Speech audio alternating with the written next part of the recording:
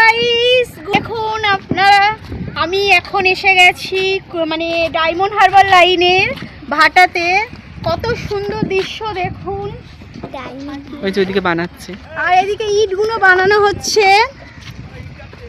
ওই দিকটা পলি কাটা হয়, আর ওদিকটা দেখা, ওদিকটাই যে ইটগুলো বানানোর পর এই যে সারি সারি ইটগুলো দাঁড় করানো আছে, এগুলোকে আবার পুরানো হবে। তো খুবই ভালো লাগছে দৃশ্যটা, একটা প্রকৃতির দৃশ্য। আমরা যে ইট বাড়ি সিমেন্ট দিয়ে যে বাড়ি ঘর দৌড় তৈরি করি, কিন্তু কিভাবে এই জিনিসটা হয় আমরা কোনোদিন চোখে দেখিনি। যাই হোক, আজ পলি কাটছে।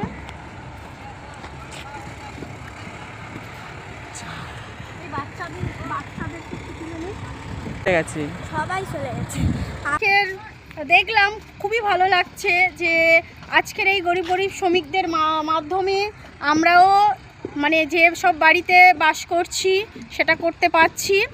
হ্যাঁ, এই সব শ্রমিকদের অবদানে আজকের আমরা ইট বালি সিমেন্ট গড়া বাড়িতে, বড় বড় বাড়িতে থাকি। আর যাদের মাধ্যমে ছোট ছোট বাচ্চাদের কোথায় হালে ডালে ফেলে মানে এগুলো করে, খুবই কষ্টর বিষয়। কিন্তু সেইগুলো আমরা হয়তো ভুলে যাই এক সময়, যেই বাড়িতে ধরো পাকা বাড়িতে আমরা ঘুমাই, তখন এই জিনিসগুলো আমরা ভুলে যাই। তো এই এদেরকে একটু তুলে ধরো। কি অবস্থা, ওরে বাপরে, বিশাল আগুন দেখ, লাল দগদগ করতে জবা ফুল পড়লে ফসকা পড়ে যাবে। এই ভিতরে সব ইট আছে না? হ্যাঁ, এর ভিতরে ইট আছে, পুড়িয়ে যাচ্ছে। আর বার করবে কিভাবে ভালো? আর ঠান্ডা হয়ে গেলে দেখ আগুনটা দেখ, বাপরে, তোলা পর্যন্ত দেখতে পাবি। দেখ, হ্যাঁ তো বাবা, একদম গলে যাবে।